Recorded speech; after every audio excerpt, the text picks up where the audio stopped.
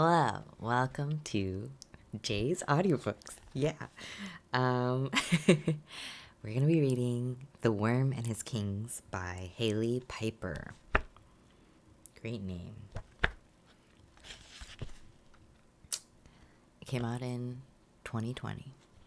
On the dedication first page place, it says, in quotes, "The space circumvented by wormholes can only be a worm."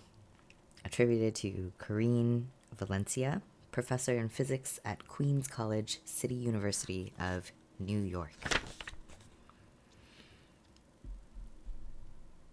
1. The Empty Place. Monique Lane had promised herself she would never return to Freedom Tunnel. Yet here she was, 2 weeks later, promise broken. Freedom Tunnel had been a line for freight trains until it shut down in 1980. And in 1990, it remained in official disuse. No trains passed through it anymore, only people, and some of them built homes here. If there were any justice in Manhattan, the tunnel would stay this way and leave all its residents be. But Monique knew better than to expect justice in this town. At a distance, it might have seemed little different from any other underground railroad. Tracks slipped inside, inviting ghost trains into premature dusk. But closer to the entrance, she hesitated, same as she had every evening when she lived here. Was there nowhere else to go? The city's alleys were unkind, but at least there she feared things that she could touch and see. Freedom Tunnel's floor was level, much like much of Manhattan, and yet looking into the concrete mouth, its throat always seemed to dip toward the bowels of the earth. No one but Monique seemed to know about the empty place inside, or if others did, they never talked about it. No grown adult would out themselves as fearing a dreadful nothing in the dark. Often, she hugged her empty stomach and cried outside the tunnel among beer bottles and scattered plastic bags. No heading inside until she was done. She never wanted the empty place to hear. No one could touch that emptiness, but noises had to travel through it. Sometimes people sang to themselves in the dark, Broadway tunes or Dolly Parton songs, and Monique would have sung along but for the fear that the empty place might catch those notes in its nothingness. The same went for crying. Better not to have her misery's echoes trapped and wriggling in its web. Long-buried phantoms seemed to wander the subterranean twilight. Only when Monique's eyes adjusted did scant light reveal those phantoms to be ordinary people. Con Ed sometimes powered the lights here, sometimes didn't, though residents often pirated electricity off the main line either way. Some chose to be here, others had nowhere else. There was space to spare, and yet most, especially those who had built firm structures of wood or piled cinder blocks, chose the same places to rest every time they returned. Freedom Tunnel was home. No one had touched Monique's makeshift tent of weathered blankets fastened to rusty wall rivets, though everyday residents likely knew she hadn't been back in several nights. They must have heard she was still out in the city, spending half of each day begging for change, and the other half asking after Donna Ashton. She hadn't gone missing like Donna and a few other dozen homeless people. Freedom Tunnel had been waiting and remained unchanged. The empty place hadn't changed either. Beside Monique's tent lay a stretch of floor where no one slept. She had almost set her things there when she first arrived, but thought better of it and set up along the wall to its left instead. Some days, she watched others do the same. They approached with sleeping bags, old coats, or nothing at all, looking for a place to belong in this steel and concrete neighborhood. Then, without warning, they changed their minds and found another spot in the dark. The empty place was cleaner than the rest of Freedom Tunnel, too. Not even dust would settle there. It made Monique's skin crawl and put a chill in her bones each time she reached out to touch that bare stretch of floor. Thinking to dispel the mystique, she withdrew her hand within an inch. "You're just being silly," she would mutter to herself. But then a minute would pass, or an evening, and the empty sense of it would creep back across her mind. Sometimes a face formed in the gloom, both new and yet seen in 1,000 glances. He'd have nothing to say, but he would grin at her and start for the empty place, as if to sit beside her. Within a few steps, his expression would slacken, and he'd decide there were better places to rest. Even creeps feared the empty place. Ali's creeps were a tangible threat, reason for Monique to fasten belt leather around her bicep, which held a switchblade up her sleeve while she slept. No knife would threaten the empty place. She felt its nothingness in the dark some nights when the electricity faltered and kerosene lamps and burn barrels cast dancing shadows across graffiti-coated walls. And in her sleep, it sent cold shapes clawing at her dreams. Tonight, she wouldn't sleep. She'd chosen to come back here not because of the trouble in the alleys or to torture herself with the empty place beside her tent. She'd come back for Donna. The empty place made Monique feel like she was losing her mind, but rumor had it there was a genuine flesh and blood nightmare stalking the city. Street folk were going missing, all of them women, without a word to neighbors and friends, and they left their things behind. At least one vanished each night, going back 3 months from what anyone knew. There was nothing in the newspapers, far as Monique ever noticed, the rumors passing person to person. The city liked to forget people. No surprise that some of those stories had taken on a mythic tone. Some liked to joke that the Jersey Devil or the Cropsey had wandered over from Staten Island. Others didn't joke when they said a monster they dubbed Grey Hill had been frequenting Freedom Tunnel of late. There were only ever a couple hundred people living here, most too stubborn to leave. It might have been no more than a street-spawned boogeyman, but like alligators in the sewers, there was no telling just how real anything might be in New York City. Women living rough were disappearing, and something was taking them. The same might have happened to Donna. She'd been missing for 3 months.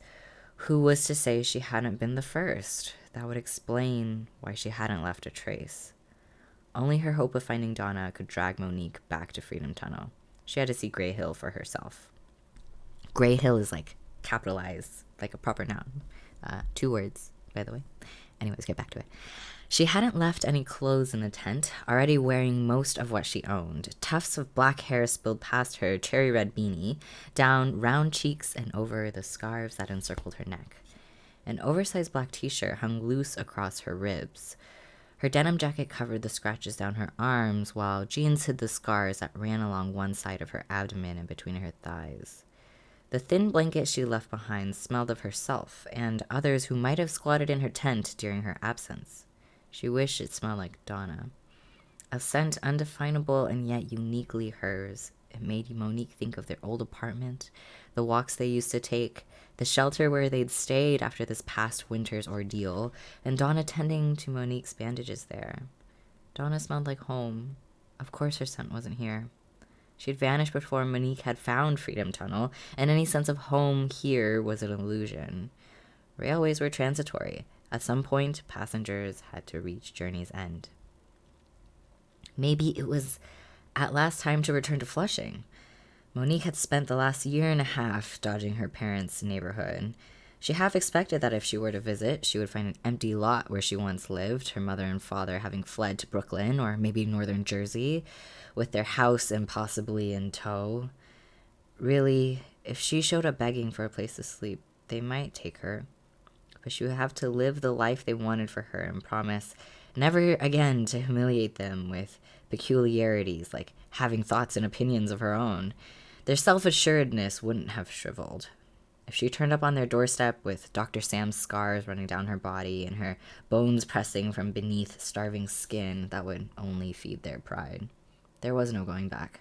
Between her parents' house and the street, it was only a matter of lasting as long as she could in a place that would slowly kill her. She ran her hand down her face and hesitated, palm clutching mouth and nose shut. She could hold it there until her air ran out. That would be life every day if she went back to her parents, dying alone at the ripe old age of 20. Her hand dropped down to her chest. Not a quitter, she whispered. Pride might have been hereditary. She curled one hand into a loose fist and rapped her knuckles against her sternum. Donna used to do that to her. I like your chest this way, she'd said while they laid on the couch in their old apartment after Monique had complained about her shape. Donna had then tapped out a rhythm, shave and a haircut, Monique had pushed her gently, pretending to be annoyed, but Donna wouldn't let up. Great for telling knock-knock jokes? Silly, mon amour. Not that she'd known any good ones, but she never let that stop her. Knock knock. Monique tapped her chest again, but it wasn't the same when alone in Freedom Tunnel. The empty place clawed at her thoughts and tore them from sweet remembrance. Its touch would taint those memories if she gave it the chance, turn love into resentment. She couldn't help that. Donna had promised to keep the two of them from places like Freedom Tunnel, and if she couldn't keep that promise, they should have slept together in this ragged tent. Being alone in this place was not what love felt like. Donna was older, more worldly, and should have been here to hold Monique's hand, stroke her hair, and guard her from the empty place. On the nights when Monique woke up panicked by ugly nightmares, desperate people drowning in concrete beneath blankets, grasping at her, pulling her down, Donna should have said, "That's just the tunnel haunting your dreams, mon amour. It's okay to sleep." Deep down, Monique didn't need Donna to tell her they were only nightmares. Same as there was no one beside her. There was no one beneath Freedom Tunnel. This was rock bottom, nowhere deeper to go. But still, she would have slept easier with Donna's precious whispers in her ear. As lights dimmed down the tracks, Monique reached past the end of her makeshift tent's flap. Fingers searching for Donna. Maybe the darkness would spit her up and back into Monique's life. Only the empty place lay beside her. There was no hand to hold. Rough, heavy cloth scraped the tunnel's throat. Freedom Tunnel ran 3 miles long, and something now walked along its central tracks, footsteps going click, click against the hard concrete. For all Monique knew, albino reptilian jaws swam in the darkness, ready to bring sharp white death. The empty place dragged cold fingers across her spine. She reached into her sleeve and fingered her switchblade's trigger, but there was nothing to fight. The empty place was just restless. "This is why the likes of you can't set foot here," it might have said. "I'm a table for one, reserved by a monster." And now a monster was coming. The air turned static, every tunnel resident rousing to collective awareness. Some of them either shuffled in the dark to leave, but most stayed put. Either they didn't believe in Grey Hill or, like Monique, they wanted to see. She poked her head out of the tent. Few lights dotted the tunnel this late at night, and none spread their luminance far, leaving the walls and floor painted black between secluded camps. No light at all touched Freedom Tunnel's throat. Whatever walked there walked unseen. Monique pressed flat to the ground, her eyes fixed open. If she even blinked, she might wake up. Much as she would have liked to pretend this wasn't real, she needed to see. The shape filled the night. Bulky hips suggested a woman, but her overall shape was hard to discern, the way heavy cloth draped her arms, legs, and back. The suggestion of a hooded head climbed 10 feet off the ground. Her spine hunched forward, suggesting that her head could rise higher if Grey Hill ever stood up straight. "Ooh," she called. A deep, throaty question, like a whale's song trapped underground. There was more shuffling in the tunnel now, of frightened onlookers regretting that they'd stayed. Grey Hill took another step and sank into a pool of darkness. Her footsteps thudded closer, her body veiled in shadow. She emerged a few feet from Monique, a nearby kerosene lamp painting the outline of a billowing cloak. Firelight reflected in silvery talons on Grey Hill's hands and feet. Her legs bent backward, bird-like, and one toe of each foot curled upward into a vicious sickle claw. Monique clamped a hand back over her nose and mouth. Maybe this thing that had taken Donna would lead the way to her, but Monique didn't mean to be taken herself. Returning here was a mistake. Freedom Tunnel invited impossible things. Grey Hill waded through night's black river, disappearing from all of Freedom Tunnel's light. Where was she? Click, click. The sound of talons against concrete stepped past Monique and toward islands of light. Ooh! A foghorn blasted up the tunnel. Shadowy arms tore into one tent and knocked away its burn barrel. Embers spit along the tunnel tracks, dousing all sight of Grey Hill just as she grabbed a woman off the ground. Someone was shrieking, but Monique couldn't tell if it was the woman in the monster's hand or a neighbor who just wanted this nightmare to end. Talons scraped closer, closer, then past Monique. Heavy cloth brushed the tent's edge and tumbled across her head. Its fabric felt rough, like burlap. Her breath ran hard against her hand. Grey Hill's clicking footsteps paused just past the tent. A distant kerosene lamp cast a silhouette of her bent spine. She aimed her head at Monique. No one screamed now. Whoever Grey Hill held didn't even whimper, as if all her air had been squeezed out. Firelight reflected in her puffy red coat. Monique's red beanie might have just been as easy to see. She wanted to close her eyes, but now they wouldn't blink. If she blinked, those talons would take her.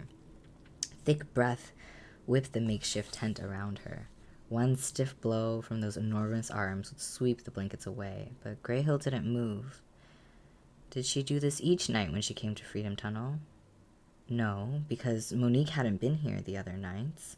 Someone would have risked a photo had Grey Hill lingered this long every time. Monique felt a chill then, as if someone her size had slipped inside the tent and now pressed against her, their body cold as ice. But there was no one with her. She eyed the monster again and realized she'd misunderstood. Grey Hill wasn't looking at the tent. She was looking at the empty place. It couldn't be a coincidence. For all the people Monique had seen sidestep that bare stretch of Freedom Tunnel, this monster was the only creature besides herself to pay unwavering attention to it. Grey Hill felt the empty place's nothingness, and one nightmare acknowledged another, kin calling kin. A faint cry crawled up from Monique's guts. She clenched her mouth shut. What nightmare would notice her first and tear her apart? One sickle-clawed foot slid toward Freedom Tunnel's throat, and then click, click, resumed. The empty place had stalled Grey Hill long enough. She had what she needed and was headed back the way she'd come. Darkness took her completely. Her heavy footsteps faded, and for a moment the tunnel was silent. Monique exhaled hard. At first she held still like that, forgetting how to inhale. Then whispers filled the tunnel. She couldn't make out their words, but their presence told her it was okay to breathe, so she took a deep breath. Eventually, she would stop thinking about breathing, and it would become natural again. She clambered to her feet, stepped toward the rails, and faced Freedom Tunnel's pitch-black throat. There was nothing to see. The quiet tunnel acted as if there had been no creature, that the darkness itself had snatched that poor woman. She might be dead already. Monique hoped not, both for the woman's sake and because there was a good chance that one of these nights that darkness had snatched Donna. No one stood outside her tent now that Grey Hill was gone. There never would be anyone so long as Monique stayed here. These past 3 months had brought nothing but empty hands and an empty stomach. What were her choices now? Give up? Accept nothing? She had fought too long to quit. If she followed Grey Hill, there was at least a chance to find Donna. She was out there somewhere. Even if this thing had killed her, Monique needed to know. There was nothing to pack. If she couldn't find Donna at the end of this, either that thing would kill her, or she'd finally starve to death on the streets. A nothing life with a nothing end. Her gaze drifted again to the empty place. Nothing was all she would leave behind.